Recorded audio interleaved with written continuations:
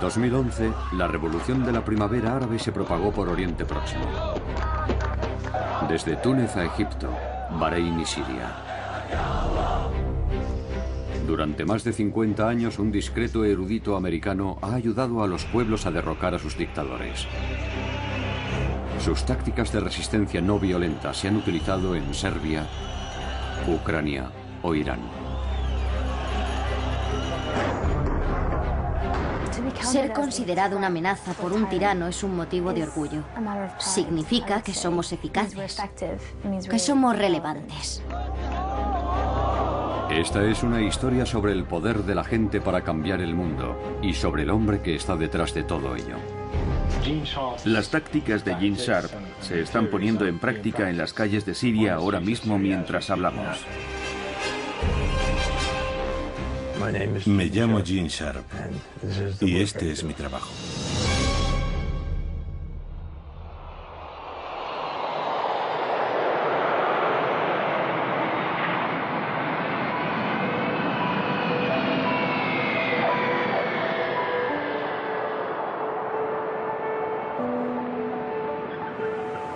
¿Cómo describiría su trabajo?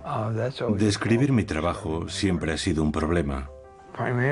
Principalmente intento comprender la naturaleza y el potencial de las formas de lucha no violentas para socavar dictaduras. Esta es una técnica de combate. Es un sustituto de la guerra y de cualquier otro tipo de violencia. Su manual para la revolución. De la dictadura a la democracia ha traspasado clandestinamente fronteras y ha sido descargado cientos de miles de veces. No sabemos muy bien cómo, pero sin duda lo ha hecho. Ha sido traducido a unos 30 idiomas y ha sido divulgado en todos los continentes excepto la Antártida. Sus marcas distintivas pueden verse en revoluciones en todo el mundo.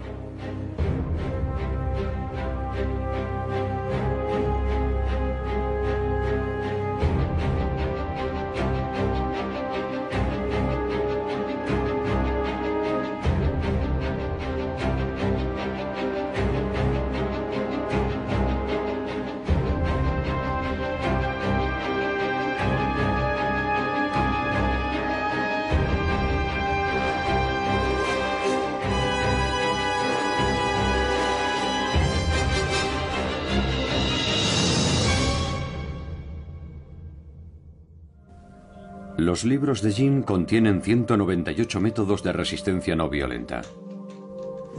Los famosos 198 métodos parecen haber tenido una extraordinaria respuesta. Son simplemente los 198 métodos específicos. Estas formas de rebelión son el boicot económico, la desobediencia civil, las protestas.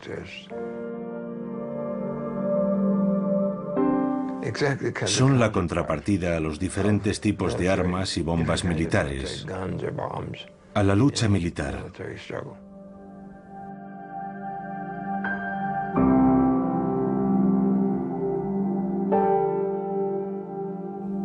De esa forma tienen algo distinto a la violencia y la guerra, y siempre lo tendrán. En 1983, Sharp fundó la institución Albert Einstein para difundir la lucha no violenta. Durante años son muchos los que han venido aquí, a Boston Este, en busca de ayuda. Yamila Rakib lleva más de 10 años trabajando para Gene. Había estudiado su trabajo a un nivel muy básico, así que la mayor parte de mi aprendizaje tuvo lugar cuando entré en la institución. Y me enganchó.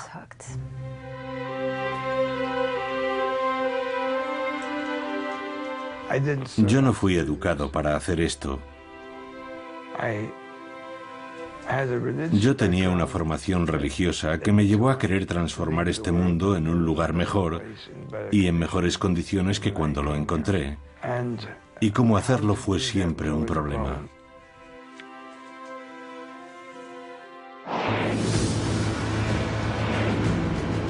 En 1953, Gene es enviado a prisión por rehusar su incorporación a la guerra de Corea. Me condenaron a 2 años, de los que cumplí 9 meses y 10 días.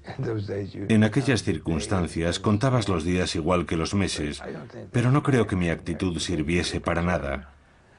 Sirvió simplemente para mantener mi propia integridad moral, así que continué haciendo mi trabajo, que era lo realmente importante. Nunca conocí a Einstein, pero le escribí, no recuerdo cómo conseguí su dirección. Le dije, voy a hacer esto y voy a ir a la cárcel.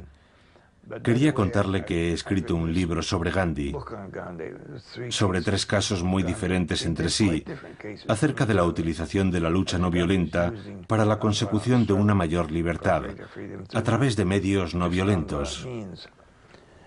Y me contestó diciéndome que tenía muchas esperanzas, aunque también muchas dudas, y que le habría gustado tomar la misma decisión que había tomado yo,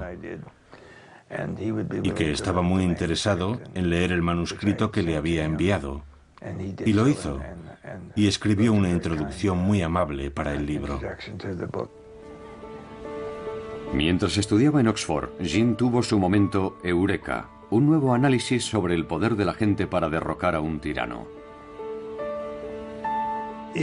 Si puedes identificar las fuentes del poder de un gobierno, como la legitimidad, el apoyo popular, el apoyo institucional, entonces sabrás de qué depende la existencia de esa dictadura. Y puesto que todas esas fuentes de poder dependen de la buena voluntad, la cooperación y la obediencia de la gente y las instituciones, tu trabajo es bastante sencillo. Solo tienes que reducir ese apoyo, esa legitimidad, esa obediencia, y el régimen quedará debilitado. Si eliminas esas fuentes de poder, el régimen caerá. ¿Y cómo se sintió En el momento eureka? Sí. Sentí un gran alivio, porque aquello fue lo que convirtió todo en realidad.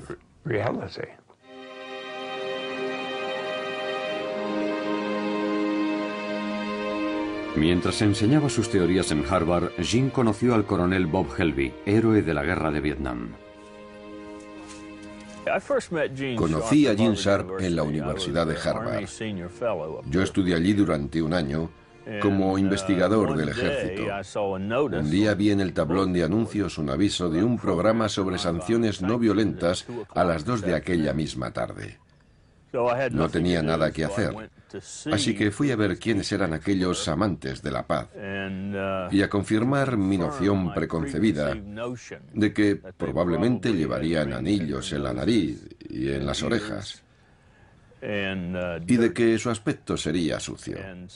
Así que fui a verlos y sorprendentemente su imagen no era esa. Su aspecto era totalmente normal.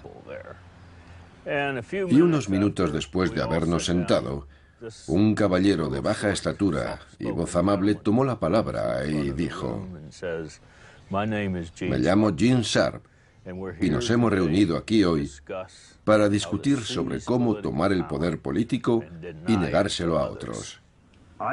Yo digo que la lucha no violenta es lucha armada. Y tenemos que arrebatar ese término a los defensores de la violencia, que intentan justificar con palabras bonitas ese tipo de lucha. Nosotros combatimos con armas psicológicas, armas sociales, armas económicas y armas políticas. Un tipo de lucha más poderosa contra la opresión, la injusticia y la tiranía que la violencia. Aquello llamó mi atención.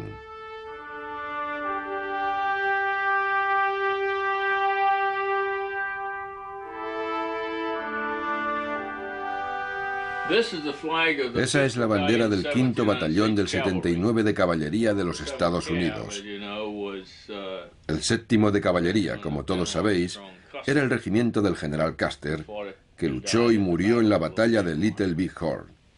Este soy yo en mi juventud. Tenía mucho más pelo. Y este es el diploma de la Cruz por Servicio Distinguido que obtuve en Vietnam.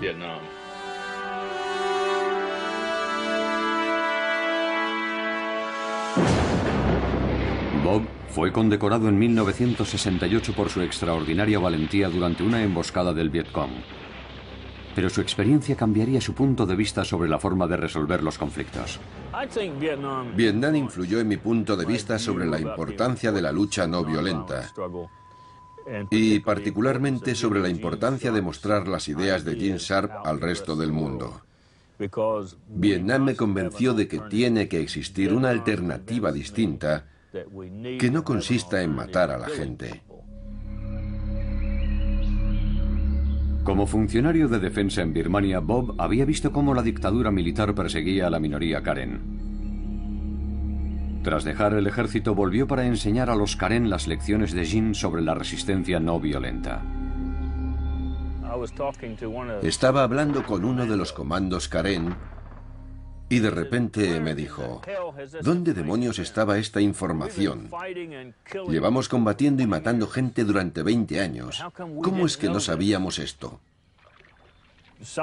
Otros birmanos se acercaron y me preguntaron si podríamos escribir algo que les orientara sobre cómo pasar de una dictadura a una democracia. Ese fue el origen, lo que dio lugar a la escritura del libro, Los birmanos. Yo no podía escribir sobre Birmania porque no conocía bien ese país. Y nunca se debe escribir sobre algo que no se conoce. Así que tuve que escribir de forma genérica.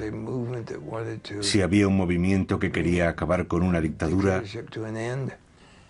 ¿cómo podían hacerlo? Así que escribí aquellas teorías y se publicaron por entregas. Se publicaron en inglés y en birmano. Y pensé que ahí quedaría todo. Las manifestaciones en la plaza de Tiananmen en 1989 hicieron comprender a Gene la importancia de la planificación y la estrategia.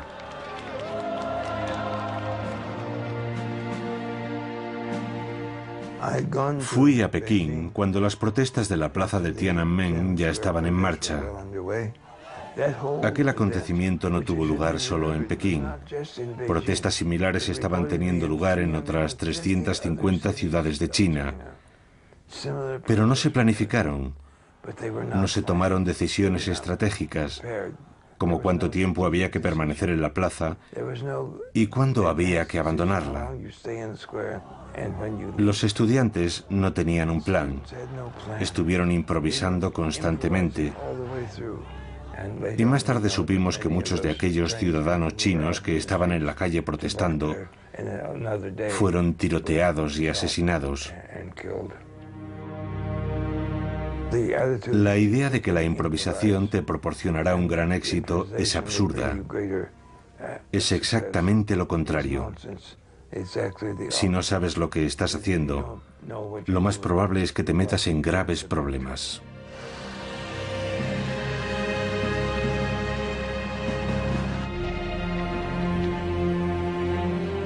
En Serbia, el gobierno de Slobodan Milosevic cometió durante años crímenes de lesa humanidad y ejerció una brutal represión interna. Aquello alimentó la creación de nuevos grupos democráticos que lucharon para eliminarlo. Fui a Budapest a petición del Instituto Nacional Republicano, que estaba prestando apoyo al movimiento de oposición serbio. Y una parte en particular de ese movimiento de oposición era Otpor, que en serbio significa resistencia. Como coronel retirado, tiene un enfoque muy militar. Su forma de hablar produjo una extraña impresión a aquel grupo de líderes estudiantiles. Hablamos durante un rato y dije: aquí falta algo. No hemos hablado sobre quién es el líder de esta organización. ¿Quién es el líder? Y uno de ellos me contestó: no tenemos líder. Y yo dije: un momento, chicos, yo no me he caído de un árbol mientras venía hacia aquí. Alguien tiene que estar dirigiendo una organización que ha movilizado a toda la sociedad serbia. Así que estuvimos alrededor de una hora tratando de engañarle acerca de algunas cuestiones. Y era porque no nos sentíamos muy cómodos dando detalles sobre nuestra organización a un extranjero. Y entonces me explicaron por qué no parecía haber un líder definido.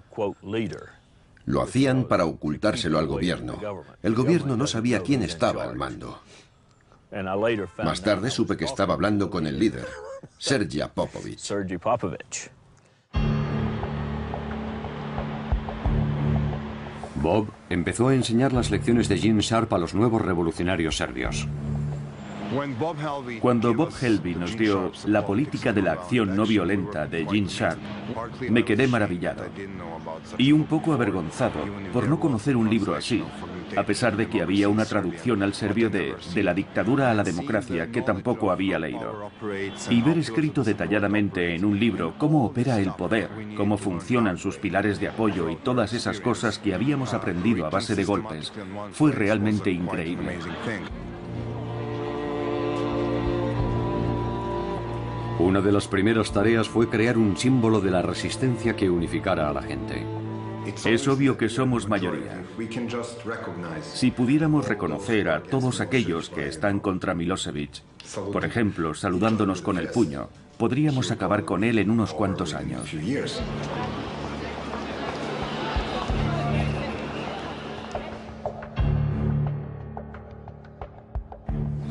La atomización se produce cuando el régimen intenta hacer que cada individuo en la sociedad sea una unidad aislada.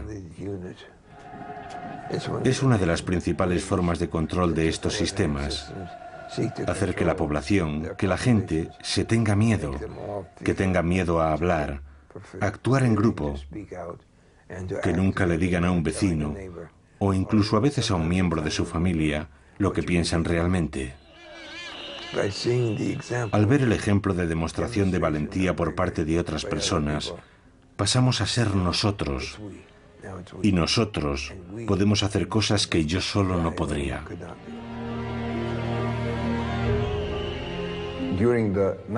En el 96 y el 97 nos manifestábamos día tras día. La policía nos bloqueaba y cada día éramos menos, porque era muy aburrido seguir en la calle durante el duro invierno. Así que dijimos, ¿por qué no vamos a casa y hacemos ruido desde nuestros balcones?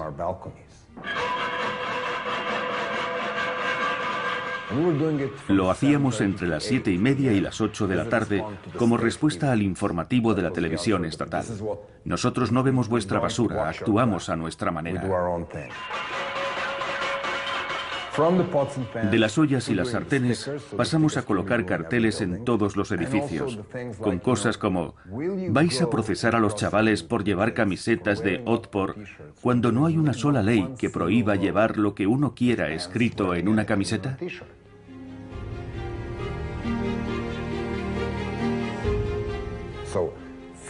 Así que los policías que entraban en los institutos y detenían a estudiantes solamente por llevar la camiseta, luego iban a casa y hablaban con su mujer, cuya amiga se estaba quejando porque su hijo había sido detenido.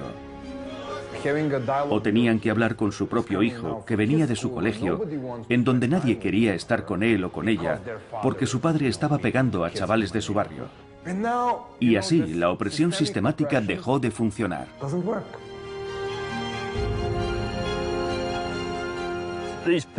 Estos pilares sostienen al gobierno, igual que mis dedos sostienen este libro.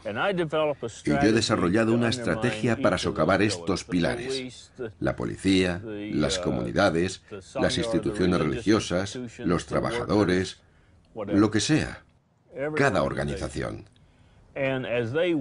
Y a medida que se van debilitando y empiezan a derrumbarse, el gobierno se derrumbará cuando los pilares estén rotos. Lo ideal es que esos pilares no queden destruidos, sino que sean traspasados al movimiento democrático. Tienes que fagocitar esos pilares, y eso es lo que la resistencia serbia ha hecho. Decirle a la policía que todos somos víctimas del mismo sistema. No tiene sentido librar una guerra entre víctimas y víctimas. Aunque unas lleven uniformes azules y las otras pantalones vaqueros, no debemos luchar entre nosotros. Y esa táctica funcionó en Georgia, en Ucrania y en muchos otros lugares del mundo. Eso es lo que hay que hacer, fagocitar esos pilares, no lanzar piedras a la policía.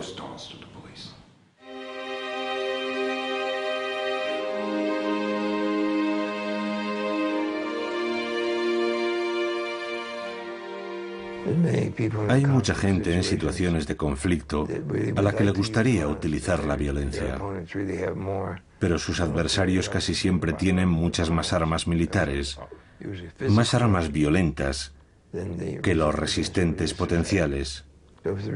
Si como resistente eliges luchar con la violencia, tu adversario tendrá todas las ventajas, porque estás eligiendo luchar con las mejores armas que él posee. Pero puedes elegir luchar con armas no violentas, que son mucho más difíciles de contrarrestar para tu adversario.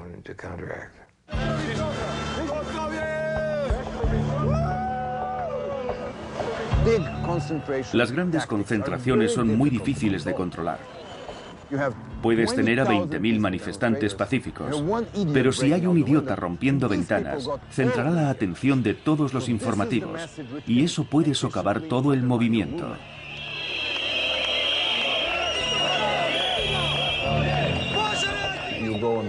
Si estás en una manifestación y existe el riesgo de que la gente sea detenida, ¿qué debes hacer? En vez de colocar a los tipos grandes delante, colocas a las chicas. Colocas a las abuelas, a los militares veteranos, de manera que la policía vea caras amistosas. Esa gente llevará flores y banderas y estará sonriente. Así haces la situación menos amenazadora y reduces enormemente las probabilidades de que se produzcan actos violentos. El 5 de octubre fue el triunfo de una estrategia, pero no fue así como lo vieron muchos espectadores o medios como la CNN. Ellos solo vieron gente, estruendo y nada más, pero fue el resultado de 10 años de intentos, 2 años de resistencia de Otpor y 5 campañas. Estábamos determinando la victoria en las elecciones. En septiembre de 2000, Serbia acudió a las urnas. La resistencia sospechaba que Milosevic amañaría las elecciones. Nosotros sabíamos que Milosevic perdería y sabíamos que no aceptaría la derrota.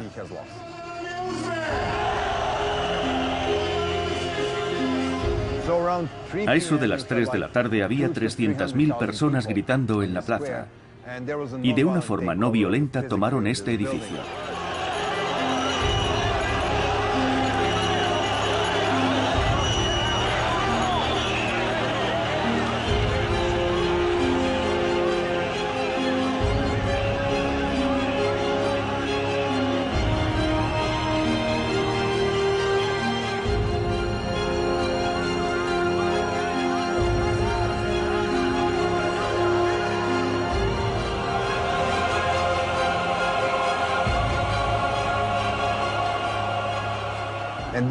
Cuando la gente entró en el edificio aquel 5 de octubre, encontró muchas papeletas premarcadas para Milosevic. Era allí donde se estaba llevando a cabo la trampa, en la segunda planta del edificio.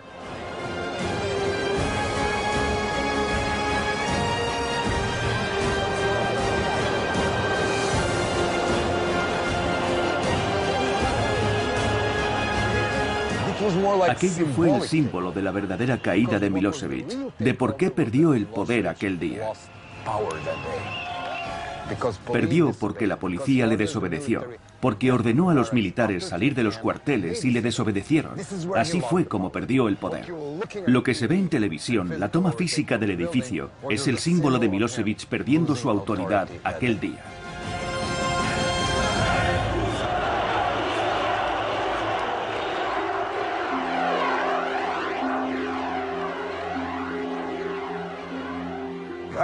Lo que aprendimos de Bob, el pensamiento y la escritura de Gene Sharp, ha influido en nuestra forma de pensar y ha hecho nuestra lucha más eficaz en un momento muy importante, cuando estábamos preparándonos para la lucha decisiva. Creo que lo que Bob y Gene están haciendo es valiosísimo en todo el mundo. Y aunque las revoluciones no violentas no pueden ser exportadas o importadas, el saber cómo aplicar la lucha no violenta sí puede transmitirse. Y se está transmitiendo ahora mismo, mientras hablamos. Sentí una gran satisfacción porque se hubiese llevado a cabo una revolución no violenta. No hubo violencia por parte de la oposición democrática. Y eso demuestra que todas esas teorías que Jean ha estado exponiendo año tras año son alternativas realistas al conflicto violento.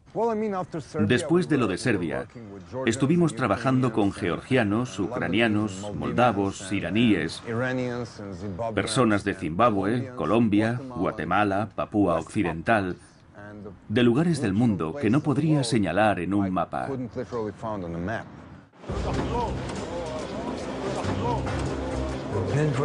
De Serbia, las noticias llegaron a Georgia, que estaba bajo un régimen muy represor, y luego a Ucrania, que también tenía problemas, también llegaron hasta allí, y luego a una serie de países situados en la franja sur de la antigua Unión Soviética.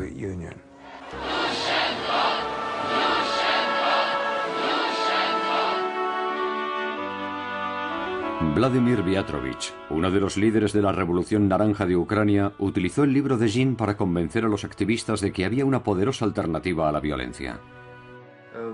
Entre los grupos de protesta había diferentes ideas, y entre ellos gente que estaba dispuesta a utilizar la alternativa violenta. El libro de Gene Sharp, De la dictadura a la democracia, enseña que se puede y se debe luchar contra los dictadores con medios no violentos. Esa idea fue muy importante y ayudó mucho. Fue una gran inspiración para la creación de la Revolución Naranja.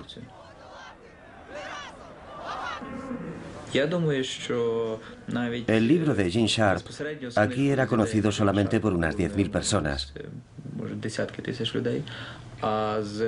pero sus ideas eran utilizadas por cientos de miles que no sabían que aquellas ideas eran de Sharp.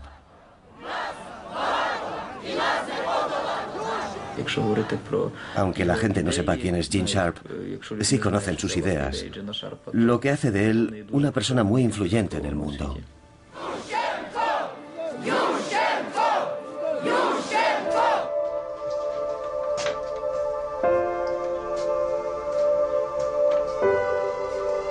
En el último piso de la casa de Jean está su refugio, su invernadero de orquídeas. Requieren bastante trabajo. Se han convertido en algo muy importante, porque son unas plantas a las que puedo tratar como necesitan ser tratadas. No hay que esperar milagros, pero si no tratas a una orquídea como se merece, o a cualquier otra cosa en la vida, no proliferará.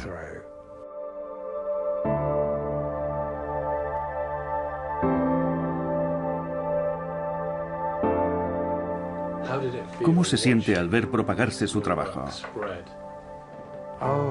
Su propagación ha sido notable. Siempre pienso, sigo asombrado. Sigo asombrado. Ver una obra que yo consideraba básicamente una introducción, creo que tiene entre 70 y 80 páginas, despegar así ha sido la confirmación de que el análisis era bastante preciso. No se ha propagado gracias a un anuncio, a una buena publicidad. Se ha propagado porque la gente lo ha encontrado útil, lo ha encontrado importante.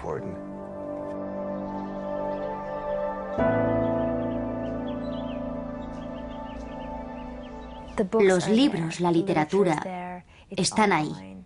En Internet, en las casas de la gente, en los discos duros, a un nivel global que no puede detenerse, que ya nada podrá detener.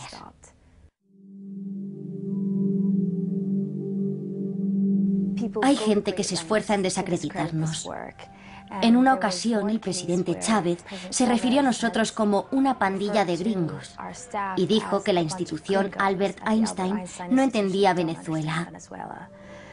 Y yo pensé, puede que no comprendamos del todo la situación de Venezuela, que es probablemente muy compleja, pero yo no soy un gringo. Gene Sharp, George Bush y sus ideólogos de este golpe suave mecha lenta, señores, este plan de ustedes aquí en Venezuela, olvídense.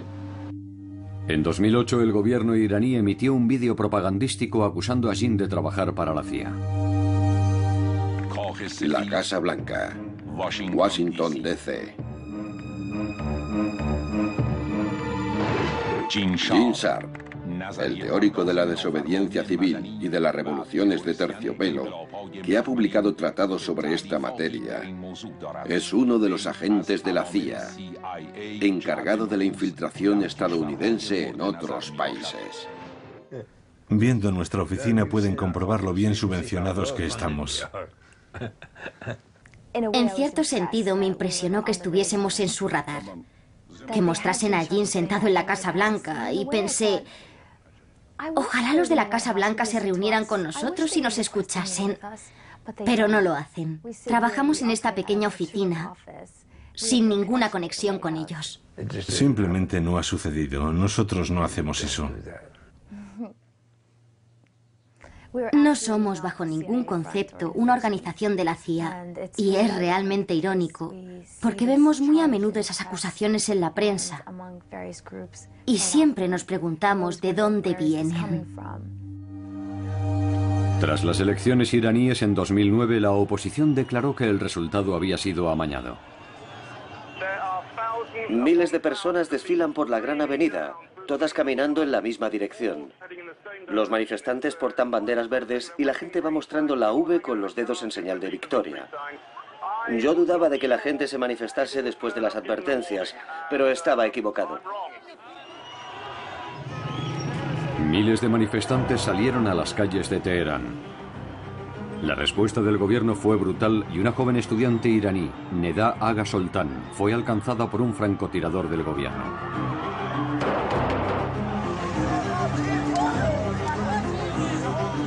Su imagen se convirtió en la llamada a la movilización.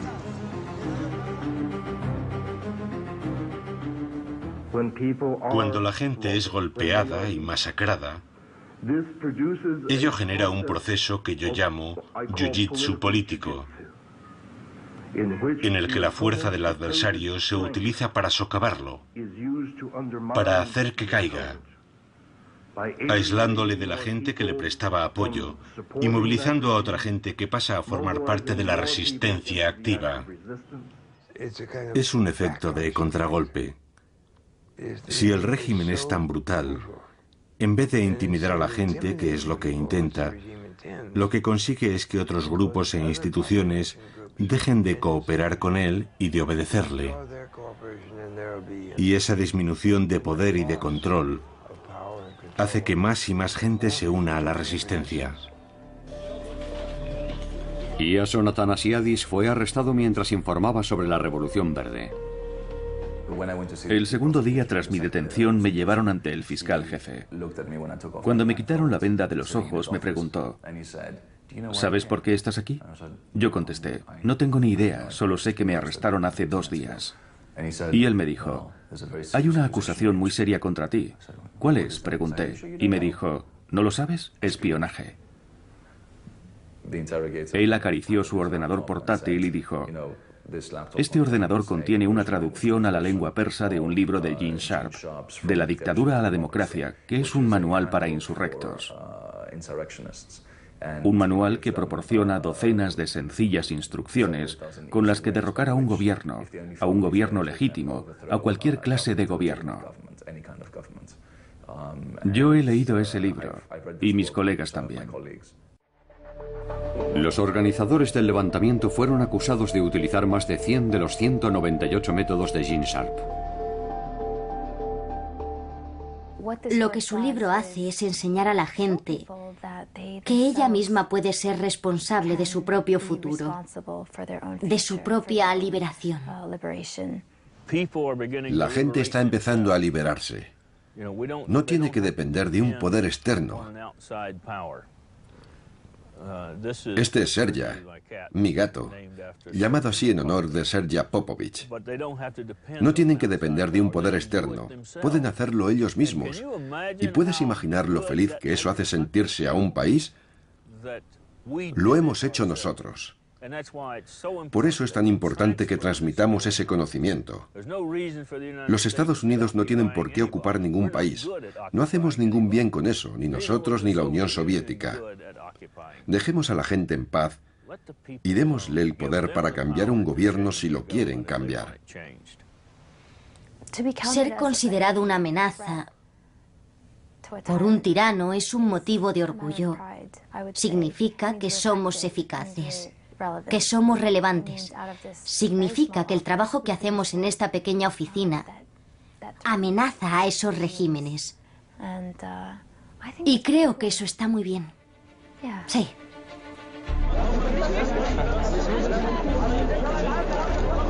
Este fue el principio de la revolución egipcia. El levantamiento fue espontáneo, pero los grupos democráticos egipcios llevaban años trabajando en la estrategia.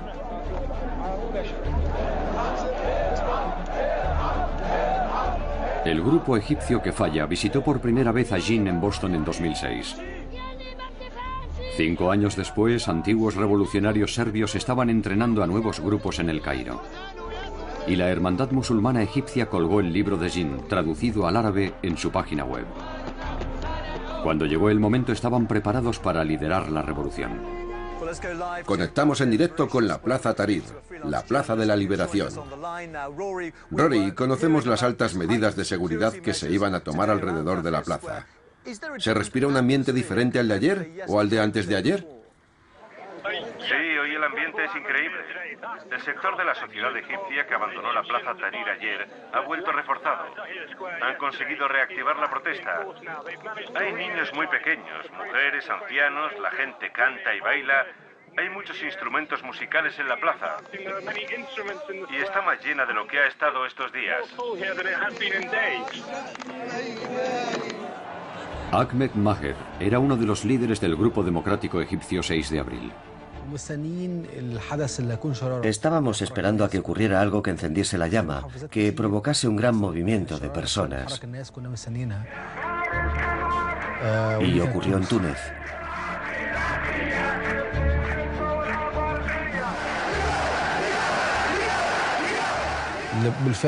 Siempre ha habido rivalidad entre Egipto y Túnez en el fútbol.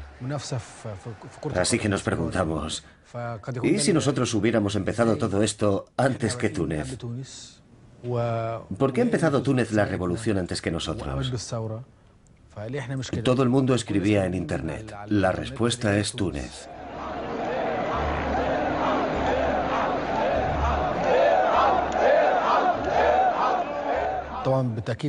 Por supuesto que los libros de Gene Sharp tuvieron un gran impacto en nuestro movimiento. Y también encontramos en Internet otros libros y películas que, al igual que Gene Sharp, hablaban de la poderosa lucha no violenta, de cómo desarrollar esa lucha no violenta y ponerla en práctica para conseguir nuestros fines. Así que hubo muchas fuentes de inspiración para esa idea. La protesta pacífica crecía y el presidente Hosni Mubarak intentó intimidar a los manifestantes con armamento bélico.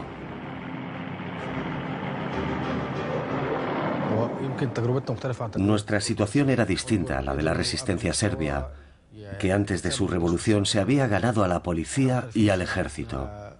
Nuestro caso era muy diferente. Estábamos librando una gran batalla contra la policía, mientras que el ejército se mantuvo al margen durante todo el tiempo. Así que nuestra experiencia fue muy diferente a la serbia. Incluso después de violentos choques con la policía, los líderes revolucionarios restablecieron la disciplina no violenta. Los manifestantes se enfrentaron a ataques brutales de la policía, pero se mantuvieron en su sitio.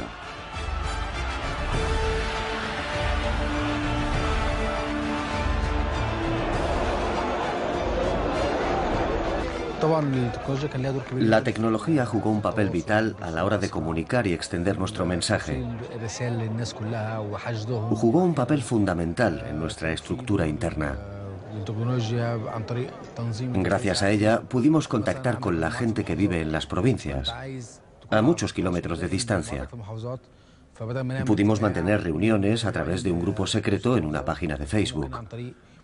Y también utilizamos Skype para estar en contacto continuo y planear nuestra estrategia. Todos estos avances tecnológicos ayudaron mucho a la divulgación de nuestras ideas.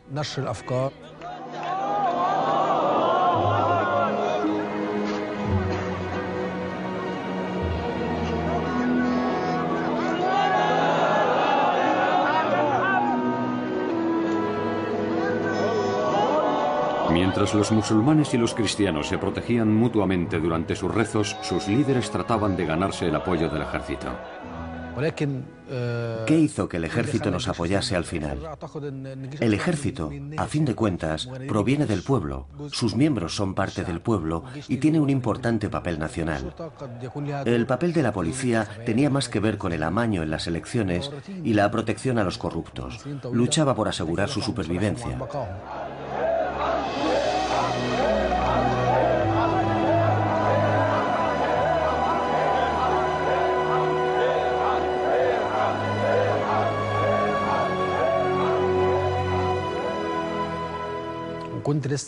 Mientras regresaba a la Plaza Tahrir, pasé por delante de una cafetería que tenía la televisión encendida con el volumen muy alto y estaban transmitiendo el discurso en directo. En nombre de Dios misericordioso y compasivo, conciudadanos, teniendo en cuenta las difíciles circunstancias por las que atraviesa nuestro país, el presidente Hosni Mubarak ha decidido renunciar a su cargo como presidente de la República.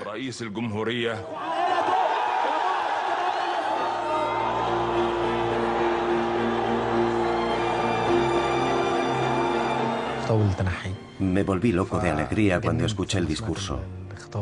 Me senté y me puse a llorar. Por fin, el sueño que hemos tenido durante años, por el que tanto hemos luchado, se ha hecho realidad. Me fui corriendo a la plaza, gritando. Toda la gente estaba llorando, bailando, cantando. Fue un momento histórico. Yo no me lo creía. Pensaba, ¿es esto posible?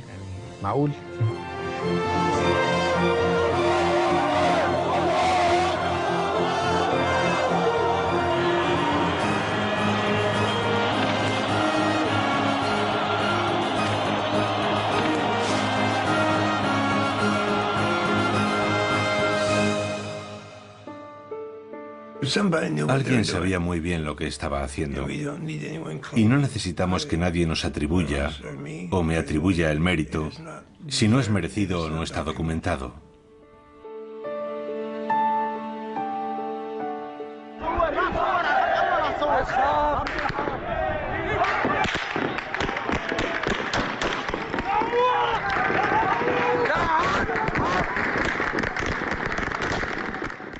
Masacre en Yuma, 15 asesinados hasta ahora.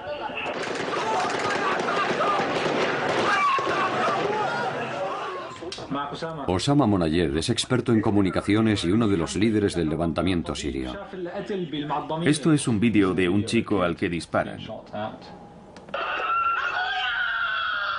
Un niño grita, "Mi hermano, mi hermano". Osama coordina una red de cámaras secretas por todo el país. Es una cámara de alta definición conectada a un módem vía satélite que obtiene imágenes en directo y que transmite por Internet. Hoy hemos conseguido enviar estas imágenes a Al Jazeera. Las tácticas y teorías de Gene Sharp se están poniendo en práctica en las calles de Siria ahora mismo mientras hablamos. Lo que hicimos fue promover esas tácticas y explicárselas a la gente en nuestras páginas de Facebook y también en YouTube. Así es como se aplican, poniendo flores en los puntos donde han caído los héroes, mostrando ilustraciones de la campaña de grafitis durante las manifestaciones. También limpiando las calles y dejándolas más bonitas para demostrar que podemos hacer las cosas mejor que el régimen en lo que se refiere a servicios. De la dictadura a la democracia te da la inspiración, la seguridad de que esto puede conseguirse, de que puede suceder realmente.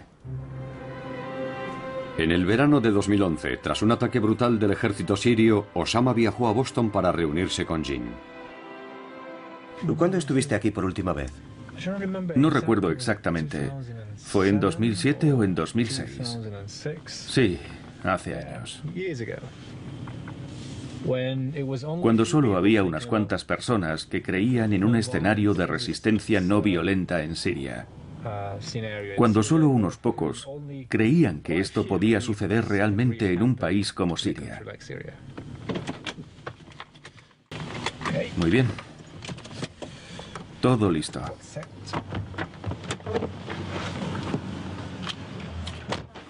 Jin. Hola. Hola, qué alegría verte otra vez. Qué alegría. Me alegro de verte. Yo también. ¿Cómo estás? Vamos tirando. Es fantástico que hayas encontrado un hueco para venir a saludarme. El placer es mío.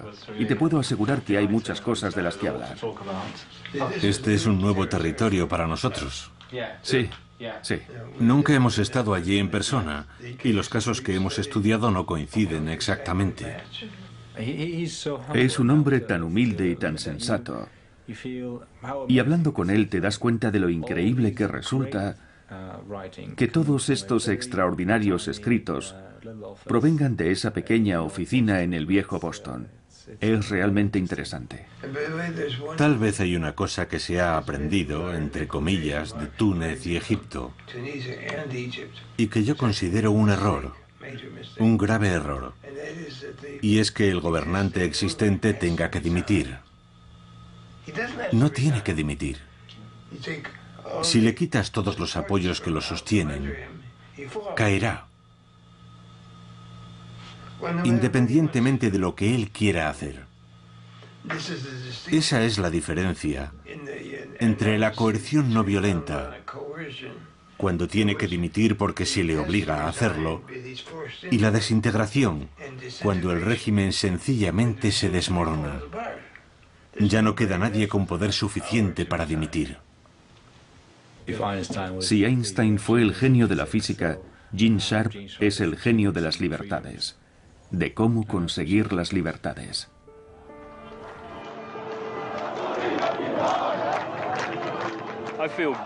Me siento satisfecho al saber que estamos propagando el mensaje. Y si los pueblos siguen el consejo de Gene en cuanto a librar una lucha no violenta, tarde o temprano ganarán. La ventaja que tenemos utilizando este tipo de lucha, el pueblo contra el tirano, es que mientras no nos rindamos, nunca seremos derrotados. Y esa es la clave. Mientras no te rindas, no estás derrotado. Yo creo que con el paso del tiempo, Gene Sharp será un nombre emblemático. Creo que sus libros estarán en todas las bibliotecas del mundo y serán traducidos a la mayoría de los idiomas. ¿Podrá esta institución sobrevivir hasta entonces? Sin duda. Esperamos que sí. La acción no violenta políticamente significativa ha tenido lugar en al menos los siguientes países: Guatemala, Australia, Tailandia, Birmania, China, Japón, Georgia, Irán, Kurdistán, Rusia, Serbia, Ucrania, Venezuela, Vietnam, Zimbabue y seguramente haya alguno más.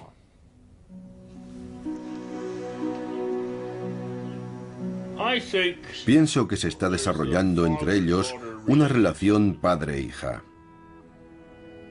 Pueden sentarse, hablar, están en la misma onda. Ella lo protege y creo que lo quiere como una hija quiere a un padre.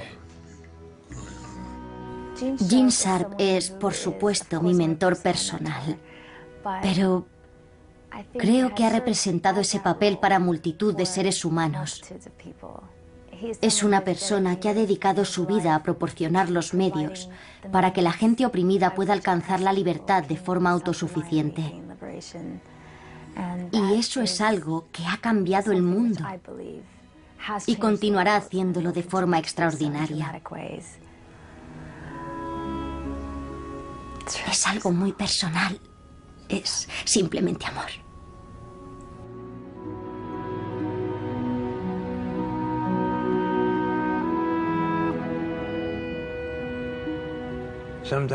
A veces la gente me pregunta qué es lo que quiero realmente.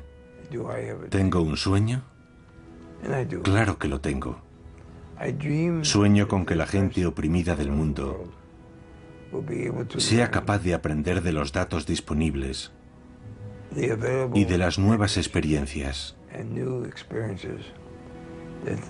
Sueño con que este tipo de lucha no violenta se pueda utilizar para la liberación de toda opresión y para sustituir a los conflictos militares y violentos, de forma que ya no tengamos que librar batallas contra el terrorismo, porque las personas que podrían haberse convertido en terroristas han elegido utilizar este tipo de lucha para ayudar a la gente oprimida y cambiar así sistemas políticos en todo el mundo. Me llamo Gene Sharp y este es mi sueño.